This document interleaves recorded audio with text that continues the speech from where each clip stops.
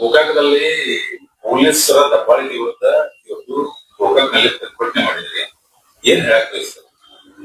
ಈ ಕಳೆದ ಒಂದು ತಿಂಗಳಿಂದ ನೋಡಿದ್ರ ಸೋಷಿಯಲ್ ಮೀಡಿಯಾದಲ್ಲಿ ಒಬ್ಬ ಅಮಿತ್ ಅಂತ ಹುಡುಗನ ಒಂದು ಕಂಪ್ಲೇಂಟ್ ಕೊಟ್ಟಾಗ ಬಂದಾಗ ಅಥವಾ ಅವ್ರದ್ದೊಂದು ಕಂಪ್ಲೇಂಟ್ ಕೇಸದಾಗ ವಿಚಾರಣೆ ಮಾಡಕ್ ಬಂದಾಗ ಟೌನ್ PS ಆದಂತ ಕಿರಣ್ ಮೋತಿ ಅವರು ಒಂದು ಅತಿ ಅವಾಚ್ಯ ಶಬ್ದಗಳಿಂದ ಯಾರು ಅದನ್ನ ಸುಸಂಸ್ಕೃತರು ಕಿವಿಯಿಂದ ಕೇಳಬಾರದಂತ ಶಬ್ದಗಳನ್ನ ಉಪಯೋಗ ಮಾಡಿಕೊಂಡು ಅವತ್ತನ್ನ ಅವರ ನಿಂದನೆ ಮಾಡಿದ್ದಾರೆ. ಅದೇ ರೀತಿಯಾಗಿ ಇನ್ನೊಂದು ಹಳೆಯ ಒಂದು ವಿಡಿಯೋ ಬಂತು ಬುಧವಾರ, ಒಂದ್ 4 ದಿನ ಹಿಂದೆ. ಒಬ್ಬ ತಾಯಿ ತನ್ನ ಮಗನನ್ನ ಅವಾಚ್ಯ ಶಬ್ದಗಳಿಂದ ಬೇದ್ರ ಅಂತ ಹೇಳಿ ಪೊಲೀಸ್ ಠಾಣೆಯಲ್ಲಿ ಬಂದು ಆ ಕಿರಣ್ ಮೋತಿ ಅವರ ವಿರುದ್ಧ ಒಂದು ಏನಂತಾರಲ್ಲ ಮಾನಸಿಕವಾಗಿ ಒಂದು ಅವ್ರ ಬಗ್ಗೆ ಪ್ರತಿಭಟನೆ ಮಾಡಿದ್ರು, ಆಕ್ರೋಶ ವ್ಯಕ್ತಪಡಿಸಿದ್ರು. ಇವನ್ನೆಲ್ಲ ನೋಡಿದಾಗ ಈ ಪೊಲೀಸ್ ಯಾಕೆ ಈ ರೀತಿ ಇಷ್ಟೊಂದು ದರ್ಪ ನಡೆಸ್ತಾ ಇದಾರ ಅನ್ನುವಂಥದ್ದು ಕೇಳ್ಬರ್ತದೆ. ಇದ್ರ ವಿಚಾರ ಮಾಡಕ್ ಹೋದಾಗ ಇವ್ರು ಏನು ಪೊಲೀಸರು ಅದಾರಲ್ಲ, PS ಆಗ್ಲಿ ಕೆಲವೊಂದು ಎಲ್ಲರೂ ಅಲ್ಲ, ಕೆಲವೊಂದು ಪೊಲೀಸರು ಹಲವಾರು ವರ್ಷಗಳಿಂದ ಇಲ್ಲೇ ಬೇರ್ ಬಿಟ್ಟಿದ್ದಾರೆ, 4-5 ವರ್ಷಗಳಿಂದ. ಮತ್ತು ಇವರು ಇಲ್ಲಿದ್ದ ಗೋಕಾಕ ರಾಜಕಾರಣಿಗಳ ಒಂದು ಆಶೀರ್ವಾದ ಬೆಂಬಲದ. ಯಾಕಂದ್ರ ಅವ್ರು ಏನು ಹೇಳ್ತಾರಲ್ಲ ಅದನ್ನ ಇವರು ಆಚರಣೆ ತರ್ತಾರ.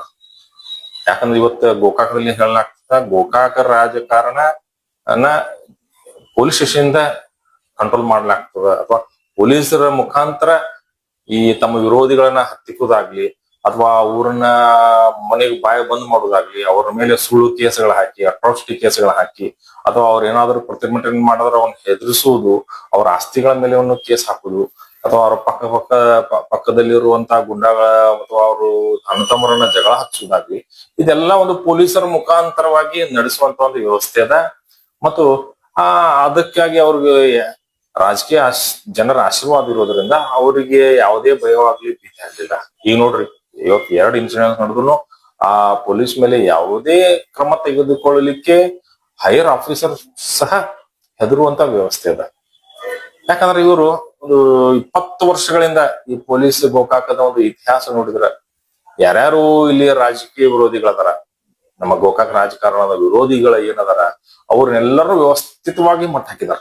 ಇವತ್ತು ಕೋಕಾ ಕಾಯ್ದೆಯಲ್ಲಿ ಒಂದು ಯಾವ್ದೋ ಗ್ಯಾಂಗ್ ಅಂತ ಹೇಳಿ ಅವ್ರನ್ನ ಈಗ ಕೋಕಾ ಕಾಯ್ದೆಯಲ್ಲಿ ಜೈಲ್ನಾಗ ಅದಾರ.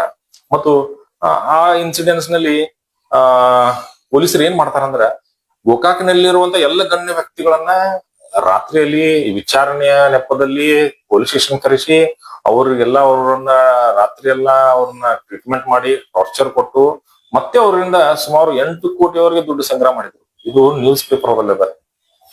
ಇದು SP ಅವ್ರಿಗೆ ಕಂಪ್ಲೇಂಟ್ ಮಾಡಿ ನಂತರ ಅದನ್ನ ಅವ್ರಿಗೆ ಮರಳಿಸುವಂತ ಒಂದು ವ್ಯವಸ್ಥೆಯನ್ನ ಮಾಡಿದ್ರು. ಅದರ ನಂತರ ಹಲವಾರು ಘಟನೆಗಳನ್ನ ನೀವು ನೋಡಿದ್ರೆ ಇವ್ರ ವಿರೋಧಿಗಳನ್ನ ಯಾವ್ದಾದ್ರು ಒಂದು ಅನಾಥವಾಗಿ ಒಂದು ಕ್ರೈಮ್ ನಡೆದ್ರ ಅಥವಾ ಅನಾಥ ಶವ ಏನಾದ್ರು ಸಿಕ್ಕ್ರ ಅಥವಾ ಗೊತ್ತಿಲ್ಲದೆ ಯಾವ್ದು ಮರ್ಡರ್ ಆದ್ರ ಆ ಏರಿಯಾದಲ್ಲಿ ಸುತ್ತಮುತ್ತಲಿರುವಂತ ತಮ್ಮ ರಾಜಕೀಯ ವಿರೋಧಿಗಳನ್ನ ವಿಚಾರಣೆ ನೆಪದಲ್ಲಿ ಪೊಲೀಸ್ ಸ್ಟೇಷನ್ ಕರ್ಸುದು, ಪೊಲೀಸ್ ಸ್ಟೇಷನ್ ಕುಣಿಸುದು, ಅಥವಾ ಒಬ್ಬೊಬ್ಬರನ್ನ ಅವ್ರು ಟ್ರೀಟ್ಮೆಂಟ್ ಮಾಡೋದು, ಅವ್ರನ್ನ ಹೊಡಿದು ಆಮೇಲೆ ಇಲ್ಲಪ್ಪ ಇದು ಯಾವುದೇ ಎವಿಡೆನ್ಸ್ ಸಿಕ್ಕಿಲ್ಲ ಅಂತ ಮನೆಗೆ ಬಿಟ್ಟು ಬರುವಂತದ್ದು, ಇದು ಯಾರೂ ಕಂಡು ಕೇರಳಿರದಂತ ಒಂದು ಘಟನೆಗಳ ಗೋಕಾಕ ನಡೀತಾವ. ಇಷ್ಟೇ ಅಲ್ಲ, ಇವತ್ತು ಮುಗ್ಧ ಹಳ್ಳಿ ಜನರನ್ನ ಹಿರಿಯರನ್ನ ಇವತ್ತು ಜಾತ್ರಾ ಕಮಿಟಿಯ ಹಿರಿಯರನ್ನ ಅವ್ರಿಗೆ ಮುಖರ್ಜಿ ಮಾಡೋದು, ಇಲ್ಲ ಇವರು ದೇವಿ ಬಂಗಾರವನ್ನ ಕದ್ದಿದಾರ, ದುಡ್ಡದಲ್ಲಿ ಅಪರಾಧಪಿ ಮಾಡಿದಾರ ಅನ್ನುವಂತ ಒಂದು ಮುಖರ್ಜಿ ಹಾಕಿಸಿ ಅವ್ರನ್ನ ಪೊಲೀಸ್ ಸ್ಟೇಷನ್ ಕರೆದು ಅವ್ರು ಮುಂಜಾನೆಯಿಂದ ಸಂಜೆಕ ಮುಖರ್ಜಿ ಒಂದು ವಿಚಾರ ಮಾಡಿ 10 ನಿಮಿಷ ಕಳಿಸ್ಬೇಕು. ಅವ್ರನ್ನ ಏನ್ ಮಾಡ್ತಾರಂದ್ರ ಮುಂಜಾನೆ 7 ಗಂಟೆ ಕಲಿ ಕುಣಿಸ್ಕೊಂಡು ಎಲ್ಲರಿಗೂ ಅವ್ರು ಒಚ್ಚು ಹಾಕೋಬೇಕಿಲ್ಲ ಅಂತ ಒಂದು ಪಾಪ ಅವ್ರಿಗೆ ಚಿತ್ರಹಿಂಸೆ ಕೊಡೋದು, ಬರೀ ಕುಣಿಸಿ ಚಿತ್ರಹಿಂಸೆ ಕೊಡೋದು. ಯಾಕಂದ್ರೆ ಮರ್ಯಾದಸ್ಥರು ಯಾರು ಪೊಲೀಸ್ ಸ್ಟೇಷನ್ ಬಂದು ಕೊಂಡಿರುವಂತದ್ದು ಇನ್ನೂರು ನಮ್ಮ ದೇಶದಲ್ಲಿ ಯಾವ್ದೊಂದು ಅವಮಾನ ಅಂತ ತಿಳ್ಕೊಂಡಾರ. ಅಂತ ಒಂದು ಸಿಚುವೇಶನ್ ಕ್ರಿಯೇಟ್ ಮಾಡಿ ಅಂತ ಹಿರಿಯರಿಗೆ ಅವಮಾನ ಮಾಡೋದು. ಅವ್ರು ಎಂದೂ ಇವರ ಮುಂದೆ ತಲೆ ತಗ್ಗಿಸಬಾರದು, ಅಥವಾ ಯಾರು ಜೀವನದಲ್ಲಿ ಎಂದೂ ಇವ್ರ ರಾಜಕೀಯವಾಗಿ ಇಲ್ಲಿ ಏನ್ ರಾಜಕಾರಣ ಪ್ರೆಸೆಂಟ್ ಅಧಿಕಾರಕ್ಕದಲ್ಲ, ಇವ್ರನ್ನ ವಿರೋಧ ಮಾಡಬಾರದು, ಅವ್ರ ಮಾನಸಿಕವಾಗಿ ಕುಗ್ಗಿಸಬೇಕು, ಅವರನ್ನು ಒಬ್ಬ ಏನಂತಾರ ಸರ್ಕಸ್ ಪ್ರಾಣಿಗಳಂತೆ ತಾವು ಹೇಳಿದಾಗ ಕೇಳುವಂತ ಒಂದು ಮಾನಸಿಕವಾಗಿ ಅವರನ್ನ ಕುಂದಿಸಿ ಅವರ ಮೇಲೆ ಪ್ರಭಾವವನ್ನು ಬೆಳೆಸುವಂತ ಒಂದು ವ್ಯವಸ್ಥೆಯನ್ನ ಗೋಕಾಕ ರಾಜಕಾರಣಿಗಳು ಪೊಲೀಸರ ಮುಖಾಂತರ ಮಾಡ್ತಿದಾರೆ. ಪೊಲೀಸರು ಅವರ ಕೈಗೊಂಬೆಯಾಗಿ ಮತ್ತ ಅವರಿಂದ ಬೆನಿಫಿಷರೀಸ್. ಯಾಕಂದ್ರ ಗೋಕಾಕನಲ್ಲಿ ಮಟ್ಕಾದಾಗ್ಲಿ, ಬೆಟ್ಟಿಂಗ್ದಾಗ್ಲಿ, ಗಾಂಜಾದಲ್ಲಿ ಮಾರುವುದಾಗ್ಲಿ ಜಿಲ್ಲೆಯಲ್ಲಿ ಅತಿ ಹೆಚ್ಚಿನ ಮಟ್ಟದಲ್ಲಿ ನಡೀತದೆ. ಮತ್ತು ಅಕ್ರಮ ಸರಾಯಿಯು ಗೋಕಾಕದಲ್ಲಿ ಇಡೀ ರಾಜ್ಯದಲ್ಲಿ ಹೆಚ್ಚಿನ ಅಕ್ರಮ ಸರಾಯಿ ಗೋಕಾಕನಲ್ಲಿ ಮಾರಾಟವಾಗ್ತದ. ಮತ್ತು ಇಲ್ಲೇನ ಉತ್ಸುಕ ದಂಧೆ ಆಗ್ಲಿ ಎಲ್ಲಾ ರಾಜ್ಯದಲ್ಲಿ ರಾಜ್ಯದ ಎಲ್ಲಾ ಜಿಲ್ಲೆಗಳಿದ್ರು ಗೋಕಾಕ್ ತಾಲೂಕಿಗೆ ಮಾತ್ರ ಅಕ್ರಮವಾಗಿ ಮರಳು ಗಣಿಗಾರಿಕೆ ಅಂತ ಒಂದು ಅಕ್ರಮ ಕೆಲಸ ನಡೀತದ. ಇದರಿಂದ ಬರುವಂತ ದುಡ್ಡು ಇನ್ನೊಂದು ಎಂಸ್ಯಾಂಡ್ ಇಂದ ವಿದೌಟ್ ಪರ್ಮಿಟೆಡ್ ನಾನ್ ಪರ್ಮಿಟೆಡ್ ಎಂಸ್ಯಾಂಡ್ ಸೇಲ್ಗಳಿಂದ ಬರುವಂತ ದುಡ್ಡು ಪೊಲೀಸರಿಗೆ ಅತಿ ಹೆಚ್ಚಿನ ಆದಾಯ ಮತ್ತು ಇಲ್ಲಿ ರಾಜಕಾರಣಿಗೆ ಹೆಚ್ಚಿನ ಆದಾಯ ಮಾಡಿಕೊಂಡು ಇವರೆಲ್ಲರೂ ಅಪರಾಧಿಗಳು, ರಾಜಕಾರಣಿಗಳು ಮತ್ತು ಪೊಲೀಸರು ಒಂದು ಬಿಸ್ನೆಸ್ ಅಸೋಸಿಯೇಟ್ ಆಗಿ ಕೆಲಸ ಮಾಡುವಂತ ಒಂದು ವ್ಯವಸ್ಥೆ ಗೋಕಾಕ್ನಲ್ಲಿದೆ. ಪೊಲೀಸರು ಅವ್ರ ಕೈಕೊಂಬಾಗಿ ಅವರ ಬೆನಿಫಿಷರಿ ಆಗಿ ಕೆಲಸ ಮಾಡ್ತಾ ಇದಾರ ಅನ್ನುವಂಥದ್ದು ಎಲ್ಲರೂ ಇದನ್ನ ಗೋಕಾಕ್ನಲ್ಲಿ ನಡೆಯುವಂತಹ ಪೊಲೀಸ್ ವ್ಯವಸ್ಥೆ ನೋಡಿದಾಗ ತಿಳಿದು ಬರ್ತದೆ. ಈಗ PSI ಕಿರಣ್ ಮೊಯ್ತೆ ಅವ್ರ ವಿರುದ್ಧ ಯಾವ ಕ್ರಮ ಆಗುತ್ತೆ ಅಂತ ಬಯಸ್ತಾರೆ ಸರ್? ಅಲ್ಲ, PSI ಕಿರಣ್ ನಾವು ಯಾವುದೇ ಪೊಲೀಸರ ಒಂದು ಏನಂತಾರ ಅವ್ರ ಶೇಡಿನ ಕ್ರಮ ಕೈಗೊಳ್ಳೋದು ಬೇಡ ಅನ್ಸುತ್ತೆ.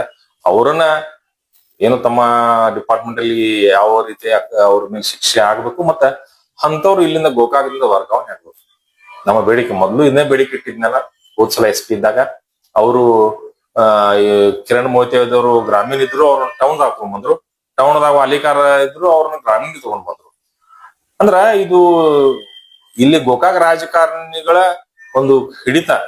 ಇಲ್ಲಿ ಯಾವುದೇ ಪಕ್ಷ ಇದ್ರು, ಕಾಂಗ್ರೆಸ್ ಪಕ್ಷದಲ್ಲಿ ಬಿಜೆಪಿ ಇರ್ಲಿ, ಈ ಗೋಕಾಕದ ರಾಜಕಾರಣದ ಕುಟುಂಬ ಎಷ್ಟು ಅಧಿಕಾರ ವರ್ಗಾವಣೆ ಹಿಡಿತ ಇದೆ ಅಂತ ಇದರಿಂದ ಗೊತ್ತಾಗ್ತದೆ.